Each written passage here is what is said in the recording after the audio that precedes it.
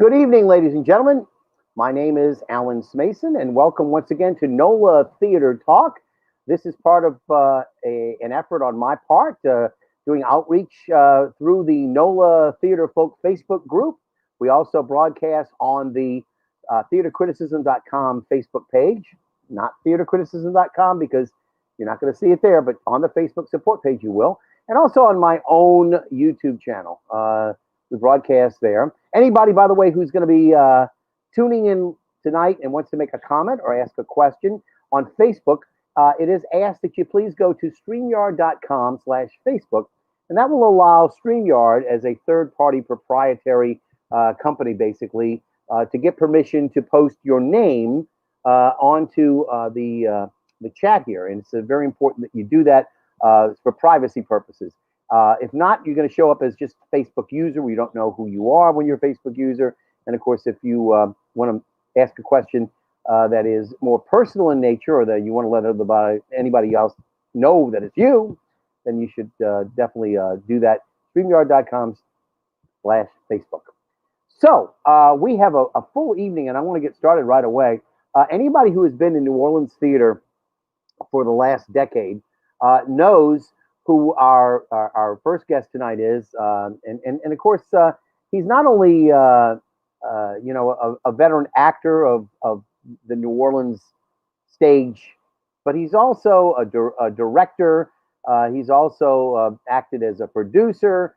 He's done just about anything you can imagine in theater that you can do as an individual. And without any further ado, I'm going to bring him into our show tonight. Christopher Bentivegna, welcome to NOLA Theater Talk.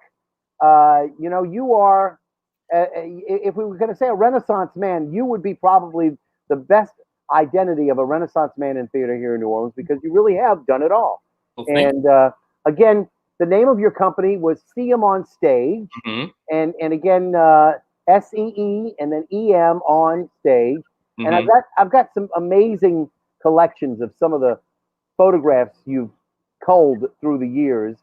And again, I don't have all of them. I wish I had gotten the opportunity tonight to be able to put up, Evil Dead the musical, which was, I think, the first time that you had a real splatter zone. Isn't that correct? Well, it was the first show altogether. Yeah, but the thing was is that when you talk about a splatter zone, unless you're talking about something along the lines of whoever that comedian was that used to smash the pumpkins, etc. Gallagher. Yeah, Gallagher. Yeah, he had a splatter zone. But now we were talking about stage blood.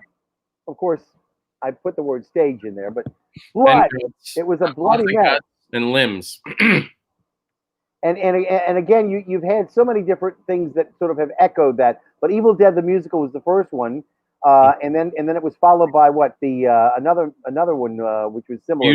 Musical of the Living Dead. Of the Living Dead, and again, just a hilarious romp for those of us who like musicals. It was great for those who are even more into the genre of horror films where limbs are lost, or where bodies are I guess you say what's the word?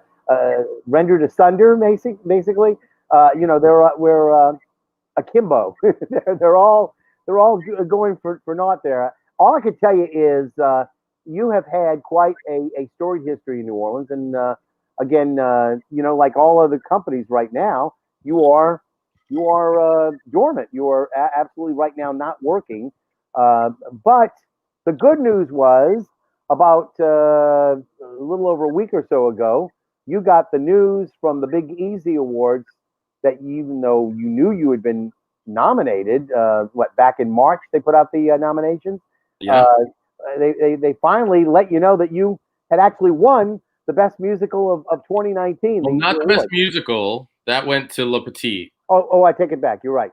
Not best musical, but just about everything else for best musical. Well, the other things we were nominated for. Yeah. So five out of 6. Not Gentleman's Guide to Love and Murder, and I got to give them their props. Well, cheers. Yeah, great. So what are you drinking tonight? So my favorite mid-price vodka, New Amsterdam, I recommend. And I mix that with some Simply Limeade. and then a splash of club soda. Okay. There you go. All right. Well, the And club soda. I keep it all by my bed, so I never have to move. And here's some more ice for me. Oh, I assume that the club soda is optional. Well, of course, it's just a splash on top.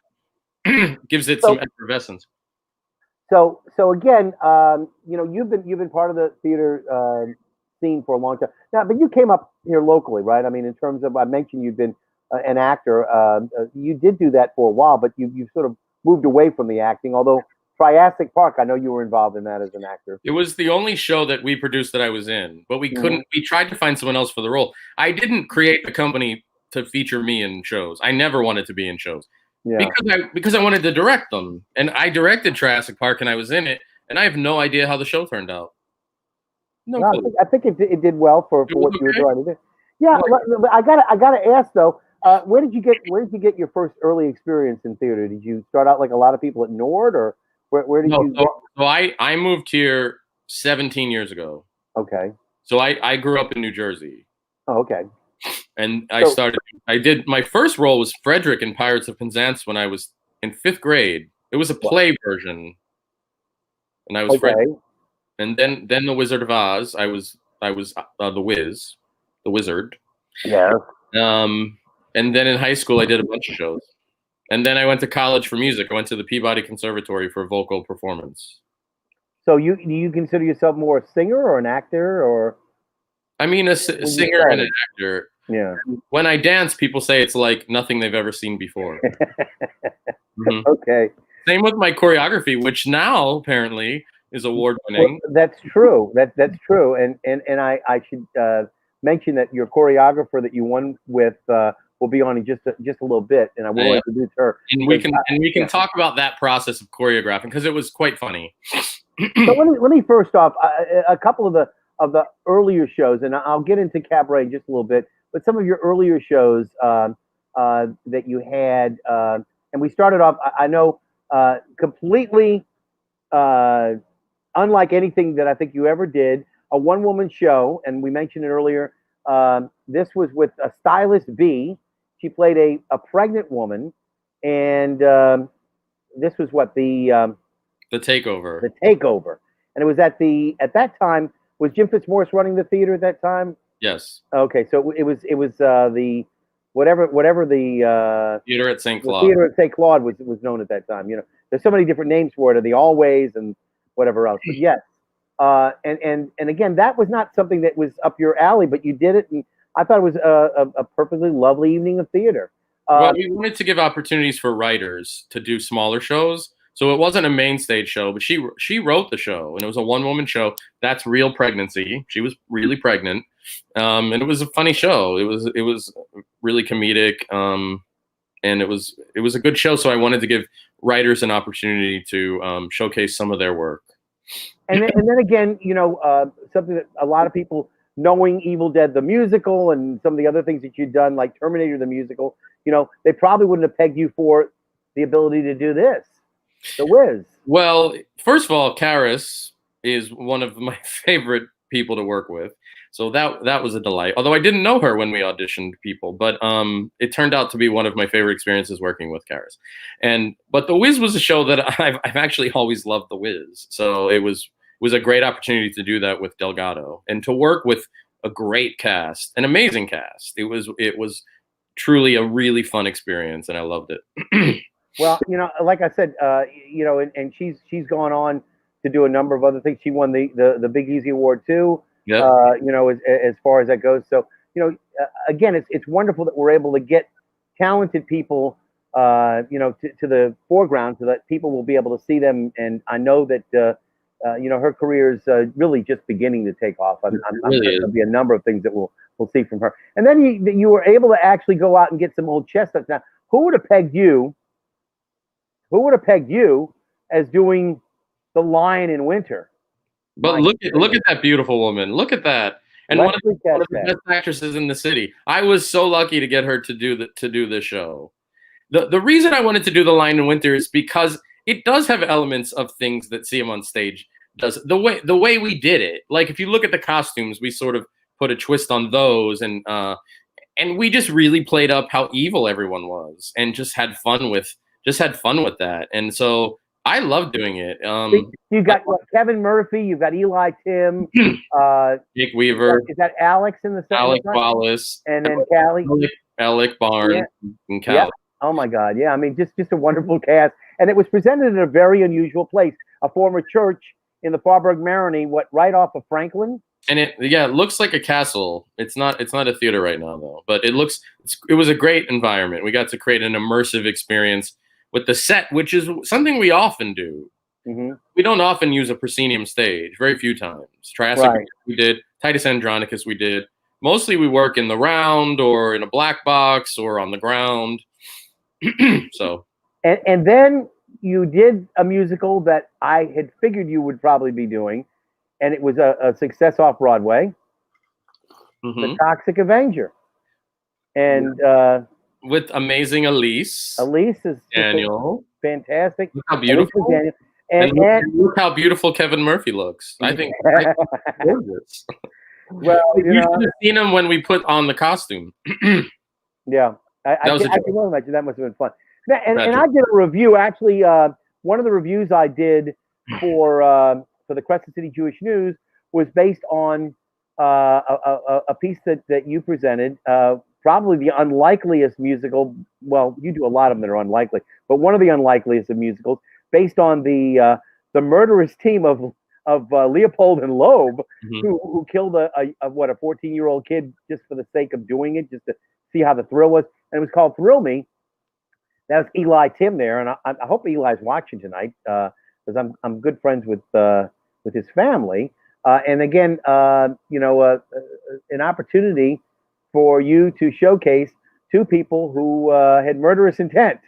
And I love doing that show. I would direct that in a heartbeat again. It was really a lovely. You know what? Who would have believed that you could make a musical out of that? But it was, and it was quite riveting. And again, go ahead. It didn't sell well at first because no one had heard of it. But and I don't think people had expectations of a two-man musical.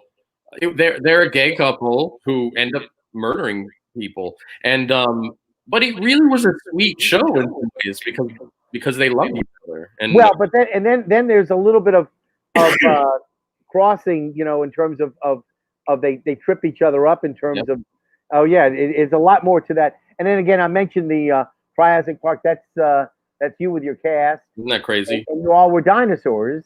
We were dinosaurs. Colorful dinosaurs. Yep. And again, that was presented out for the short period of time that Richard Mayer had his theater out there. The Valiant Theater. Of course, most of the early things you had done were at Richard's earlier iterations that he had of the Shadow Box, and then later the Marquee. Yeah, because it was Marquee Drugs' old place. So, I've gone through much of what you've done, and in terms of The Lion and Winter, you did Shakespeare, but I would probably be wrong of me to not mention, that you also did. There's Ron Garal, of course, in Titus Andronicus, and some of the people involved. There's, of course, Monica Harris, who's there, and one of my dearest friends, and a great actress. She's been involved in so many different pieces. Lovely to have her. She was involved with me earlier this year when we did Cherry's Jubilee, and did a great job doing that. Again, is that Clint Johnson there? I'm trying to. It is Clint. Yeah, Clint, and then Callie in the back. Mary Pauly on the side there. Fantastic group of actors, and then I think this is Trina Beck. Again, Monica. Now, they ask you, Christopher, which William Shakespeare work would you like to do? You said Lion and Winter, you'd done early, but Titus is right up your alley. It's the bloodiest William Shakespeare work that ever was. I mean, either you're losing a member, or you're being raped savagely, or what have you. Or being slaughtered. It is a Shakespeare work that is unparalleled, I think. I think it was one of our goriest shows in a way, because we did it. We presented the gore like magic, and so we had swords going through people, and we had limbs coming off right in front of you. It was pretty gory. It got really good reviews specifically for the special effects. So all right, well let me bring in our very very talented lady who is your co choreographer and also winner for best actress in a musical. And I shouldn't say any more than the fact that we're going to bring in the lovely and the talented Callie Russell, and here is her big finish. There you go. How you doing, Callie? Doing so great, Alan. You look wonderful both in the picture and live. Let me remove the banner real Thank quick, you. and let me bring Christopher into the room with us. We can talk maybe a little bit better about what a lovely time it was to see you, playing the role of Sally Bowles. It's a wonderful part. And how was it? How was it to play Sally? Oh my God. A dream, but very scary because that role is cursed. I think it's one of those few cursed roles that it's been done so well and it's been done well so many times. So it's a really scary role to play. It's kind of like playing Fanny Bryce in Funny Girl. It's just, it's Liza Minnelli is so famous for that role, and the show is so different than the movie. And I was kind of nervous that people would come in expecting to see Liza Minnelli's version reincarnated. But we should say that this is not the antiseptic version that Kendra and Ebb did back in 1966, 67. This is the version that was done with Alan Cumming, which was right around the mid 90s or so, and ran for quite a bit at Studio 54 and other places. 98. 98. Okay. Yeah. But it was a long time on or off Broadway, depending on I don't know if it started off Broadway and came to Broadway, but I know it was a long time running. It was seemingly there for more than a year, which is a long run for a lot of Broadway shows of that sort. Yeah. But again, not your father's or grandfather's cabaret. I mean, when Kendra and Ebb did Broadway back in the 60s, they were forced to sort of tame the acts down. The show had to be much less, shall we say, titillating. Sure. Is a good word for that. But pretty raunchy. But yeah, the point is that there were several aspects of the show, and one of the things I regretted when they did do the '98 version, as you said, with Alan Cumming, a little bit of the story was lost. That they did with the Frau Schneider role and the role of the little Jewish man originally played by Jack Gifford. They changed it. There was a song in there called Mieskite, which is a Yiddish word for something that's ugly, like an ugly person. Mieskite. He's got a Mieskite that he's got a face that can stop a clock. And that song was cut, unfortunately. Some of the undercurrent there of that subplot was lost, unfortunately. So yeah. In the original version, Cliff's role is bigger, and he sings a lot. But in this version, they changed that relationship a little bit, and it's a little more risque. In this version, he's gay, at least bisexual. In the first version, they hinted at it. Yeah, well, I believe that the source material that it was written under, I Am a Camera, didn't really pull the punches, but on Broadway they had to. So, now there you go. So that's your trifecta there. And yeah, Josiah Rogers, who I thought was great in the role. I worked with him on Dreamgirls, and then when I decided to do the show, he was the only one that I could think of for the role. So it's interesting. It is against traditional casting, and he did a great job. And again, I think one of those things that a lot of people should note is there is a lot of non-traditional casting that does go on even before where we are now. That these things have not been something that's just popping up all of a sudden. Prior to Hamilton, there was some non-traditional casting as well. So I mean, for me, he was my vision for the part. And in the show, he played a black man. The character was a black man. We didn't try to make it ambiguous. And Right. so I thought that added a really great layer, and he was wonderful about it. We had a lot of discussions about just about how that character would fit into that time period. So, Now, and again, great it chemistry ran, with Cal. it ran for what? A couple of weeks? 3. Was it 3 weekends? Mhm. And then you do the show and then it's over with, and then the Big Easy Awards were sort of collaboration. We get together. We would decide on which shows were going to be nominated, like in January, and then we would come up with a series of nominations, and then it would be whittled down, and we would vote online. And the next thing you know is the nominations would come out sometime around maybe February or March. We'd have it, and they get published. So this year was unusual because we went through that whole process, and they published who was being nominated, and they said, "Well, it's going to happen in April." Didn't happen in April. Oh, okay, we're going to reschedule it for June. Didn't happen in June. We're postponing it till September. Once again, it didn't go in September. And then finally, they said, well, we got to do something. We know people have been nominated. We need to let them know. So beginning of November, Gambit did publish the list of all the people who were winners. And so, Christopher, you won for Best Director of a musical, and you and Callie won for Best choreography.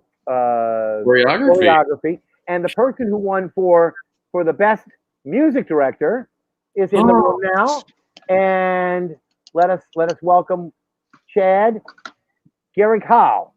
Chad, how are you doing? Good. How are you? All right. Fantastic. So tell me, how is it to win a Big Easy Award as music director? It was kind of surreal, to be honest. Because first, it's not the first show I music directed in New Orleans. I got my first music direction credit with the company out of St. Bernard, which is an amazing local company. They do fantastic theater. And to be nominated also with the likes of Michael McKelvey, Donna, and Jefferson, that's kind of a powerhouse to be nominated against. So we're nominated with, I should say, because they are just unbelievable music directors, just unbelievable. So it was quite surreal and quite a thrill. Well, I want to know, again, everybody was talking about this particular production, how wonderful it was. We've had several versions of Cabaret that have been on the boards here locally. I know JPAS probably did the first version of the Alan Cumming Cabaret that I remember having been done. Dennis Asaf, and it was something to see a lot of those little old ladies in the audience. I think it was at East Jefferson at that time. Seeing the show and seeing some of the rather interesting aspects on the stage and seeing their reactions. Some of them I think had palpitations as far as that goes. And so you won for the award. There were a number of other people, and I wanted to show another picture of the cast that we had. Fabulous cast, and again, by the way, it's front and center. I want to tell everybody right now, Clint Johnson will be on our show a week from tonight. He'll be on next Friday night. We want to remind everybody that we're going to try to get some other people to join the show. He won't be the only person on the show. We're going to try to get some people from other Big Easy Award recipients to join us that night. But Clint had other priorities tonight and was unable to join us, but he did promise he would be here with us as well. And I see in the background there, I see you've got Ken Good Jr. as well, another fabulous actor. And wasn't the lady towards the left there, Margot Fanning? Wasn't she also nominated wasn't she nominated as well? Not this year, no. But she's a fantastic actress. Well, I'm thinking that she might have been. Hello, Margot. Hello. Hi, welcome. Everybody. Wow! We got the fantastic Margot Fanning in the room, in the house, as it were. Yeah. Hello. Hello, Margot. Our Frau Schneider.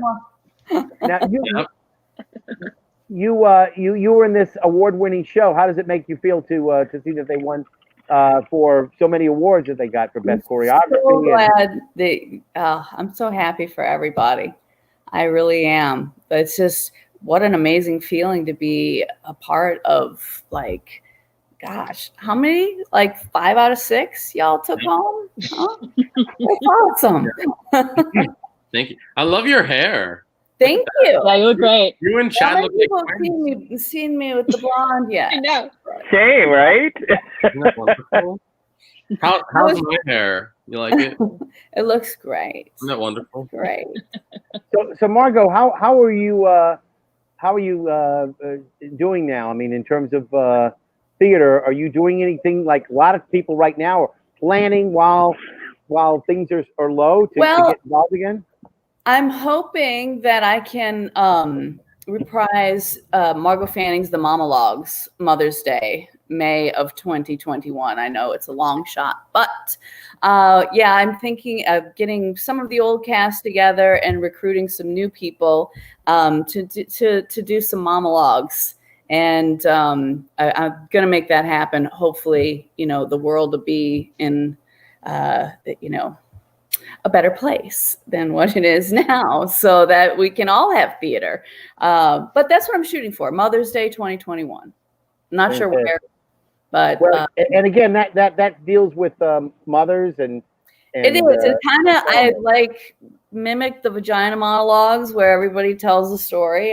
Not everybody has a vagina, but everybody's got a mom, and everybody's got a story about their mom. So we've done it twice before, actually, just with the same cast. I debuted it at the Fringe Festival in 2018. And then we did it again the next year for Mother's Day at Cafe Istanbul. And it's really a great show. And I'm hoping to expand it and get some new material and some new actors to tell stories. And we kind of set it as it was just dinner around the table with friends, and then everybody starts talking about their mom, and they're all different, but the audience really can relate to somebody at the table. Was there a moment from the show that you treasure more than others? Is there something that happened either on stage that wasn't supposed to happen, or perhaps something that they just went better than you ever expected? Yes, there was Rudy San Miguel did his monologue about his mom, and when he tried to come out to her when he was a young man, like 15 years old, and he felt very alone, and he actually got in the car and shut the garage door and turned on the engine, and Eleanor Rigby came on the radio, and Paul McCartney saved his life. That's the summed up version, but there was a man in the audience who openly wept when Rudy was just right in the middle of this just heart-wrenching part of the story. And that to me was just beautiful. How about Cabaret though? Was it something? Shows and all the heartache and the headache, and that's what it's all worth. It is when you connect with somebody like that. Was there something in Cabaret that you remember more than anything else from the show? From Cabaret? Yeah. I think it's weird because Chris, you just sent me the link to it, and I had never seen it from the other side of the stage. I had always just heard it backstage. So it's weird. I've got this new perspective of it now. And well, my favorite part, of course, was Clint with the two guys singing Two Ladies. that just tickled me every time. And I'd get so excited, like backstage. I'm like, oh, it's coming up. So that was a fun part for me. But the whole show was unbelievable. Like it was the music and the lights and the audience reactions as well. There was a lot of people just stood around and talked all like afterwards, like, oh my gosh, like just so overwhelmed. And everybody was so engaged in that art gallery. It was the whole thing, like just the whole process and the 3-week run and everything. And oh, it was amazing. It was amazing, and it doesn't surprise me why Yeah, everybody. right one, huh? Well, I want to thank you. I really want to thank you for making the night complete. I got a couple other things to go on. We got Chad and we got Chris and we got Callie. But what are you drinking before we go? We say goodbye. What are you drinking? Is a satsuma with vodka. Ah, very nice. A friend gave us some satsumas off their tree, and I figured what better way than to smush them up and make them a drink. Callie, what are you having tonight? Oh, I'm so glad everyone's here for this. I am drinking, or I'm about to pop the cork from champagne from the gas station. And I want to pop the cork in celebration of our win. All right. Real fast, Jan. And Chad, what are you having while she pours? Well, I am not as fancy, so I've got it in my plastic You Are Magic cup that I got last Halloween because I feel like I'm magic every day, so I need to remind myself. I'm having freshly brewed lemon tea, iced tea.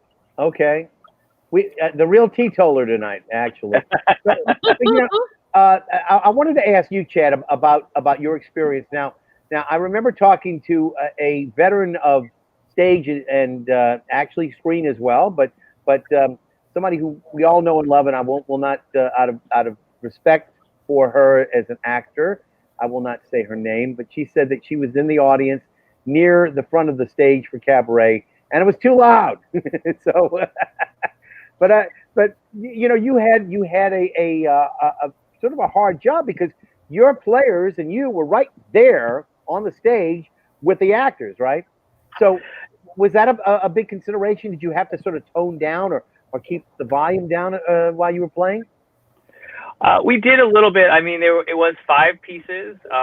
It was, we had piano, drums, myself on reed, guitar, and Ken actually never got his glory, but he was playing tenor sax behind the stage for those pieces. So, that's really where I think as a production team, Chris and Callie and everybody who was able to give feedback, because Chris was definitely, which I, as a music director, sitting back there, can't really tell, but to give feedback to say, yeah, this number's too slow, this is a little loud, this could be, pumped up a little bit.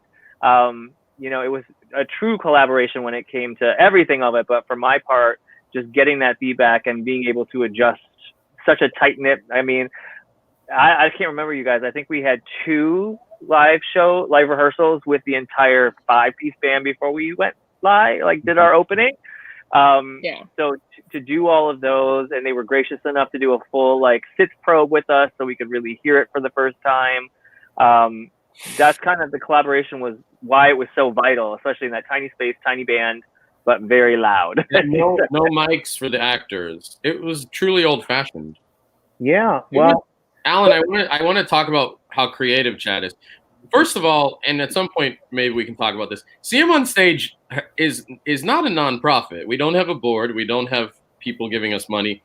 We have no money at all. So I didn't know what I was going to do, but we always have a live band all the time because it really enhances the experience. It's very costly. I didn't know what concept I was going to do with the band at first. When I wanted Chad to get involved, it was because I'd heard great things about him. I'd seen him in shows, and I thought he was wonderful. And I just wanted to work with him. I just liked his energy. That's when we started talking about what am I going to do with the band? Should I have what pieces? Because it's really supposed to be a huge orchestra. And we came up with the idea that we would try to get some actors when they're not doing their scenes to play some of the parts. And we hid Ken backstage because we wanted it to seem real. If a Kit Kat boy went and sat on the side and started playing a clarinet, it felt like it could work in the scene. But what he created with no budget and using actors from the show to create this sound, I mean, a lot of people commented that the band was one of the best parts of the show. There were a million things, in my opinion, that were the best parts of the show, but the band was definitely tied for 1 million, which is good because literally a million things.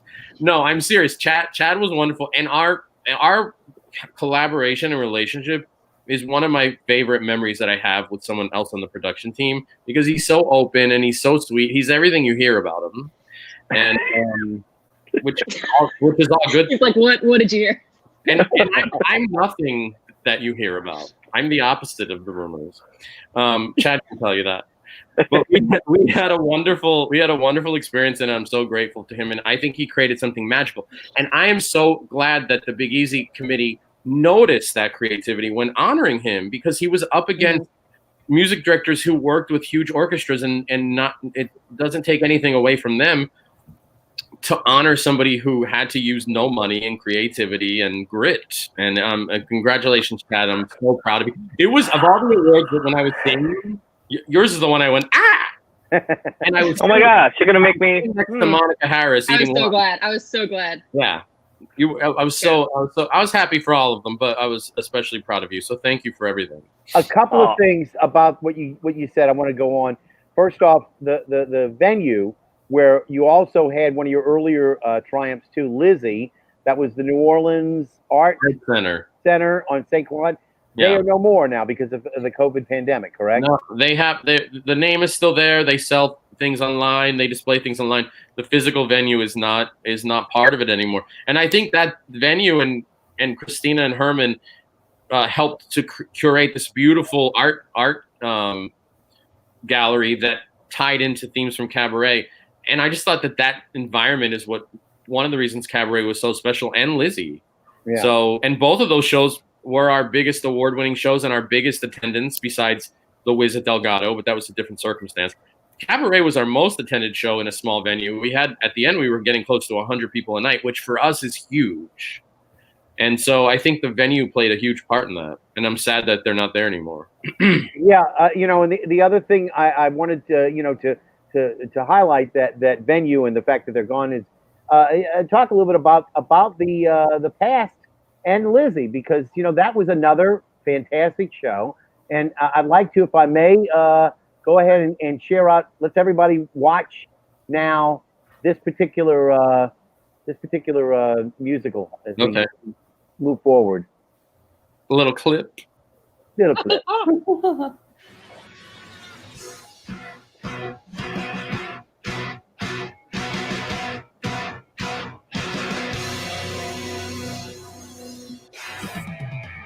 Turn up the century, turn up the screw, turn up the tables between me and you. 2 more days and taunted until my judgment day. 1 more day and taunted, and then I'll fly away.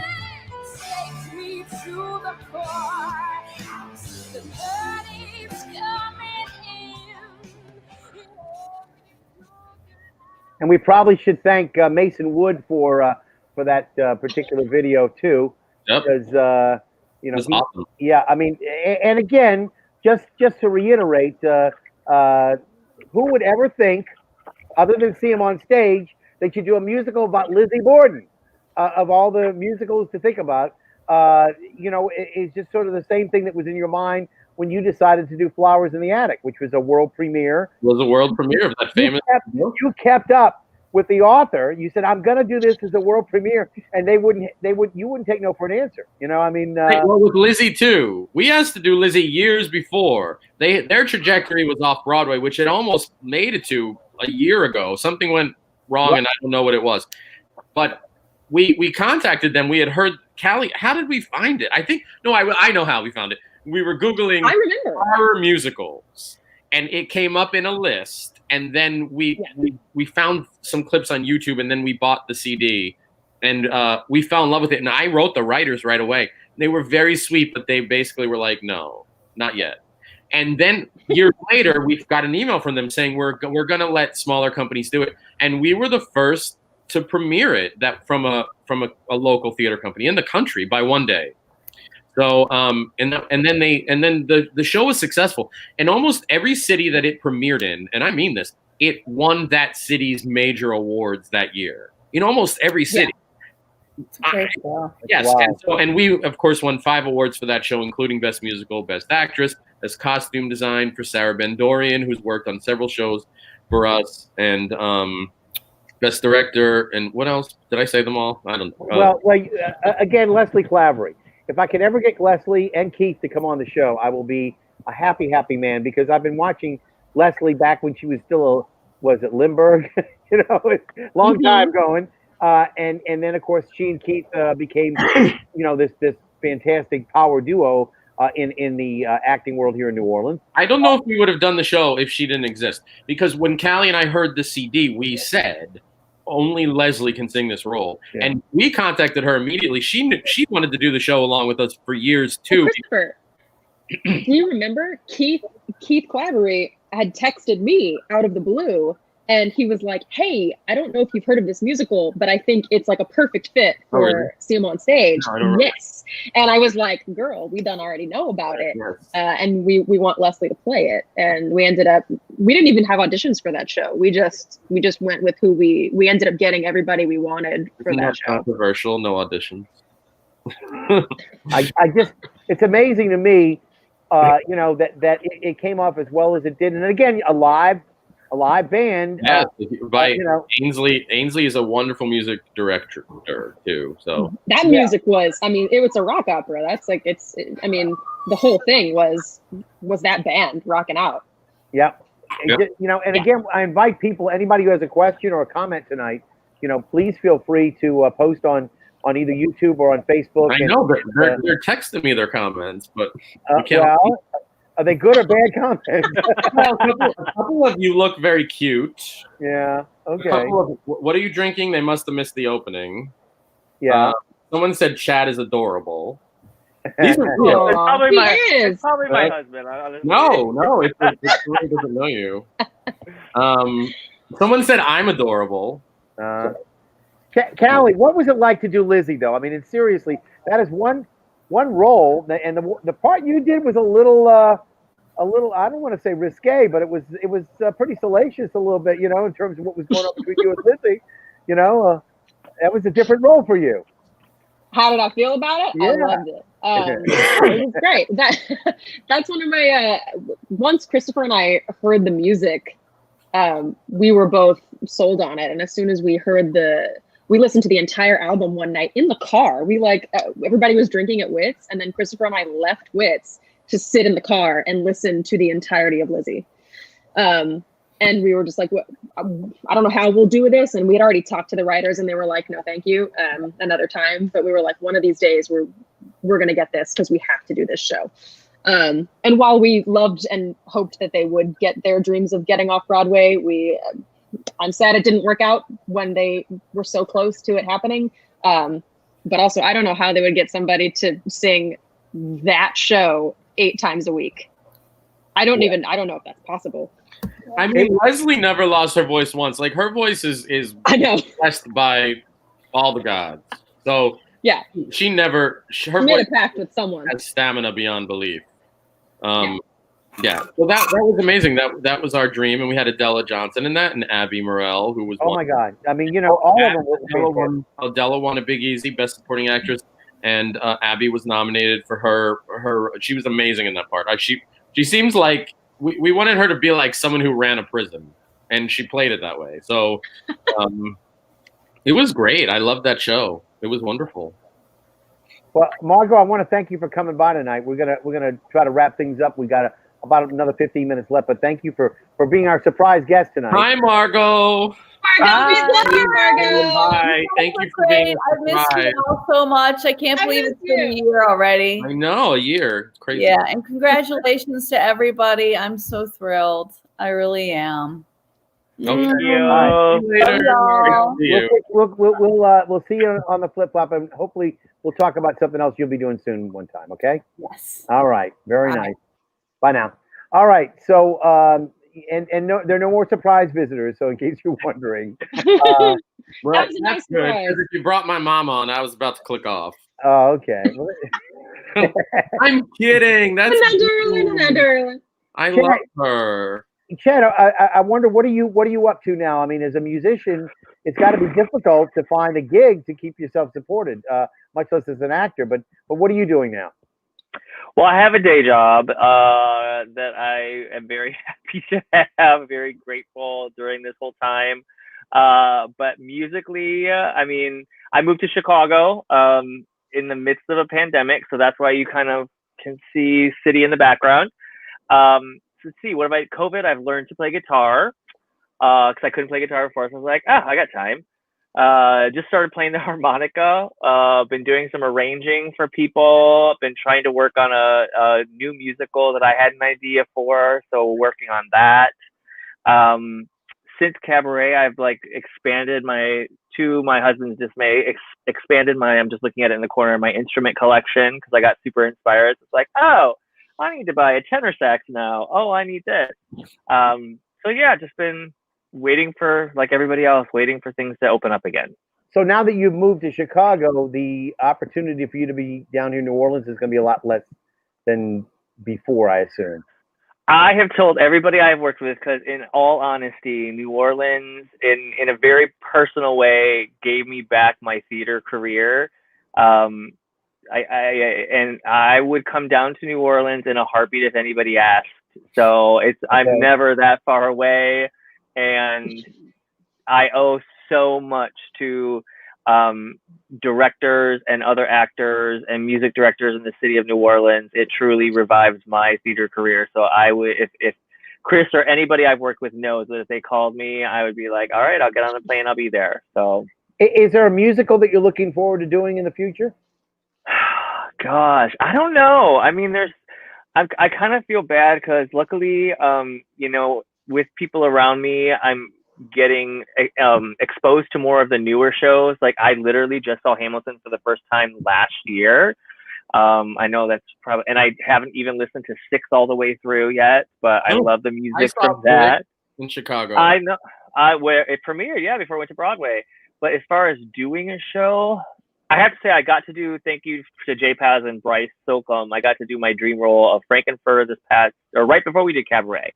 So I don't know. I just want theater to open up. I'll take anything. I'll play, I'll direct, I'll act, I'll sing, whatever I need to do. We just need it to open again. I hear you.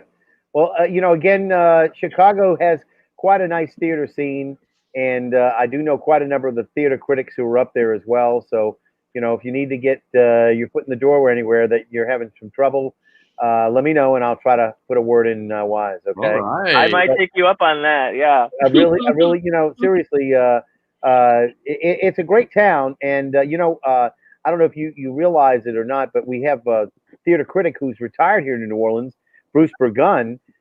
Bruce is also a member of the American Theater Critics Association, and Bruce actually taught on the faculty at Indiana University, but he was on the John Jefferson Committee, which is like the Big Easy Committee, except instead of meeting once a year to determine who's going to win, they meet once a month, and they're really serious as to, So Bruce is another person who might be able to give you some pointers. If you need some help, I'll be more than happy to point them your way as well.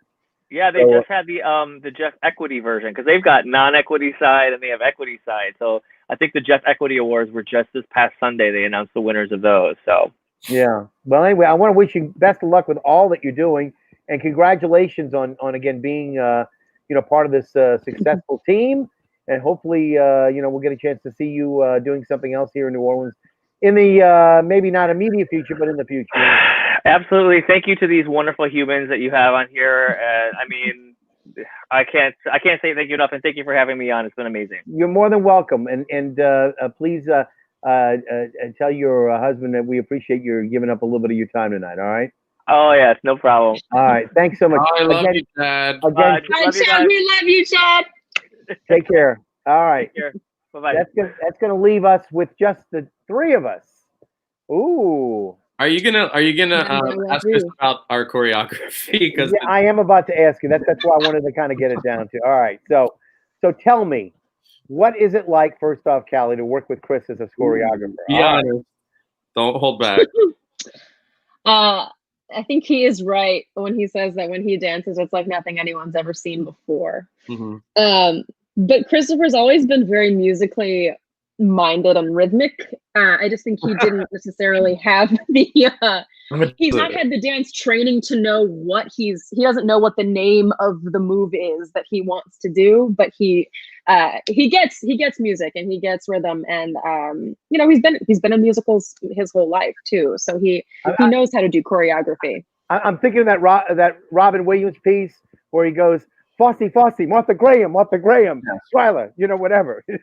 Essentially is what we did Yes. in his front room of his house, which is, it's small, and we're half looking, like sitting on these two couches, and there's just like a small little middle space, and we would play the music, and he would just start dancing, and he's like, I think I want this, but he doesn't know what he's doing, and I would be like, oh, okay, so you mean like Batma, Ronda Jean, do you want this? And he was like, yeah, whatever. And we both, and we both had it was a true collaboration. It was 50-50. We both had ideas for numbers. It was we did it months ahead of time. And our goal was to do concepts for each number. We came up with concepts first that no one had done before. No way were we copying any choreography. We were doing brand new concepts. And overall, what we came up with were two major things. One, Sally would not be a good dancer, to the disappointment of her mother. Okay. Sally's mother. And my grandmother. She would be a klutz and wouldn't dance that much. And two, the cabaret girls, the Kit Kat girls would not like Sally, and at any chance would sabotage the number or annoy Clint. So there was always moments when people were coming out of the number throughout the show to make it seem more realistic. Now, we hoped that people knew that was a creative choice, but we didn't care. As a matter of fact, I just watched the video for the first time the other day, and I'm like, that looks real when people are messing up the choreography. And it's hard to create choreography with mistakes, but our cast pulled it off amazingly well. But it was fun to be in my living room and with Callie, the two of us dancing 8 different parts at the same time. We literally would switch places in between it. And she's right. I would be like, Callie, I don't know what this means, but I feel this move here. and then she just taught the way she taught. I mean, I taught a couple things which went very slowly, and she had to jump in and help. But she taught. She's a great teacher, and the cast loved her, and so it was so fun. And we did not expect to be nominated. We certainly didn't expect the win. As a matter of fact, when I was looking at the winners, because they sent you an email saying, "Here's the article with the winners," I didn't even look at that page. I was like, because I knew we didn't. I didn't either. So finally, I was like, "Oh, I wonder who won that." And then I enlarged it, and I was like, "What?" No, I'm not trying to downplay our choreography. I think it was pretty creative, but again, just like Chad, like it was a small show. So for the Big Easy committee to recognize, and we were up against 42nd Street, like that's amazing choreography and amazing dancing. But for the Big Easy excellent committee, choreograpers, Jeanne, oh my god, Diane Lala, right? All the other 3 choreographers, Diane Lala, oh my god, Kelly Fushi, Janae. Yeah, I love all of them. Excellent. So this is that. To me, that is one of the most delightful Big Easy awards that I've won. That's my favorite win. This is my favorite win. About it, we were like Big Easy award-winning choreography, as we would do it, but not because we're joking, but really the opposite. We never. So we were like, when we won that, we were texting and we were like, LOL, but in a great way. We were both of us were so delighted. As a matter of fact, we talked about it a couple weeks before they announced it, and we're like, if you could win any award for the Big Easies, what would it be? And we both said best choreography. That's amazing. So it's even talking about it, I'm so excited because I love Callie, and when we work together, it's like I go, Callie, what if here Clint does? And she's like, I know, let's do that, and I don't even have to do the thing. So. we can, it's very weird, we can complete each other's thoughts sometimes. Well, it's served us well since Evil Dead. We have the same aesthetic about rhythm, you know what I mean, and about the look of a show. So I loved working with her, and all credit to her for teaching that cast how to do it, because she makes it look easy. She's a very talented lady. She is. Thank you. Thank you. Anything I just we're sort of getting to the end of the show, and I want to have a final few moments to talk to Chris about the company and the future of it, and what where they're headed, etc. So before you go, do you have a memory that you wanted to share about Cabaret, or anything working with Chris that you want to share before you leave today? Oh God.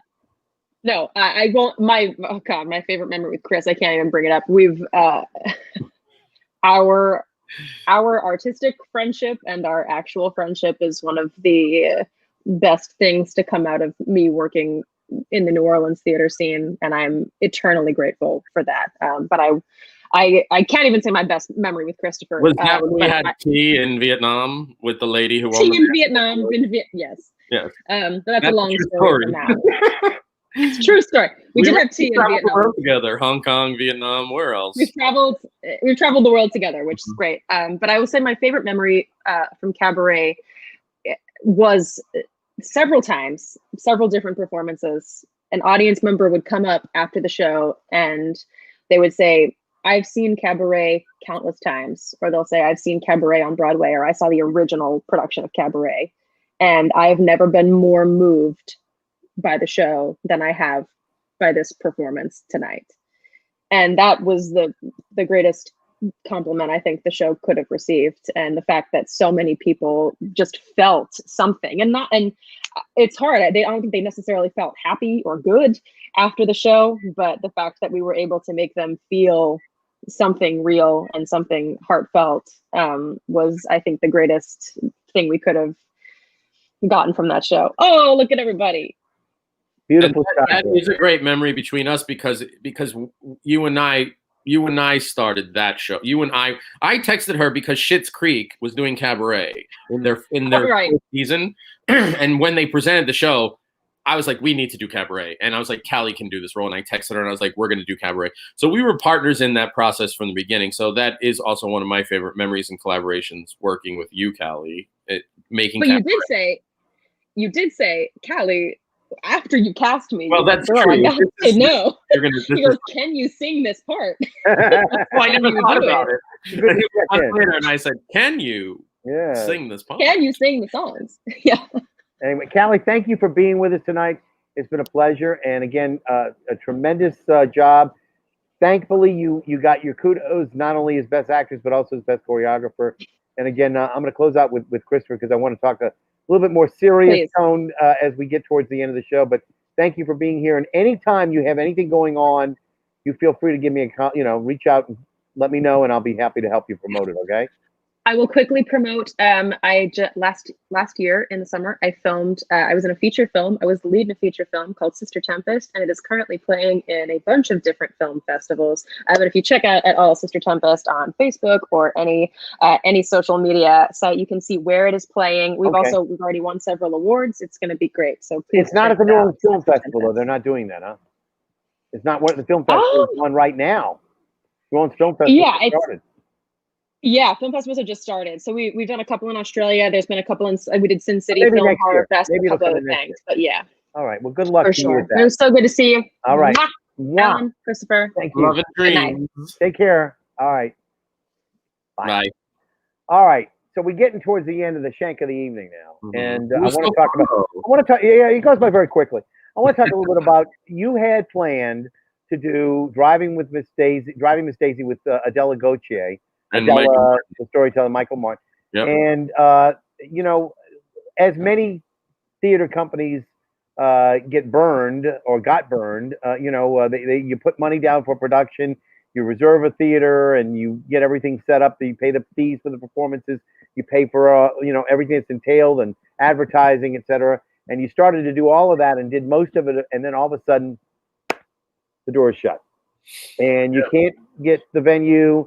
And the money that you put down, it's gone, right? I lost a lot of money, and so I want to just go back to that real fast. So CM on Stage is not a nonprofit. CM on Stage is basically, I wanted to direct shows, and I couldn't get hired to direct shows because I'd never directed a show. Why would you hire someone who?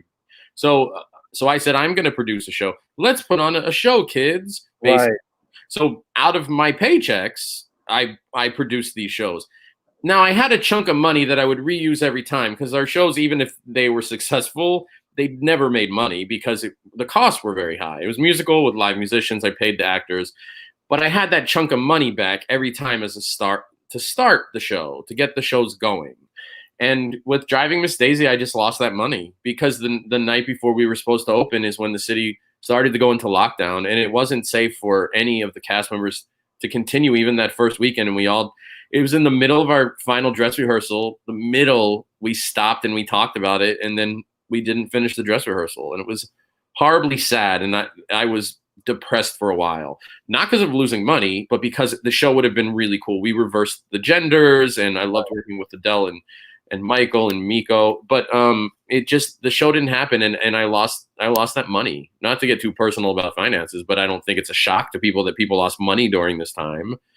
So No, no. So the question is, you know, that's an important aspect of your being able to put on future shows.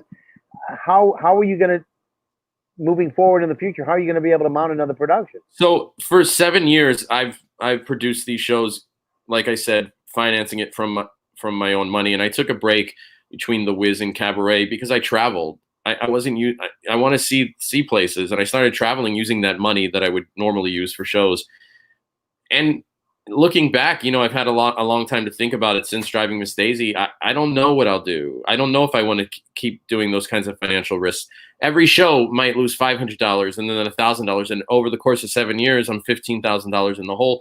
And not because people aren't attending the shows, but because musicals are very expensive, especially in small venues. We had to cut off sales for Cabaret and Lizzie at 8 a.m. every morning. I could have put 200 people, but I had to cut off sales. We have tiny venues.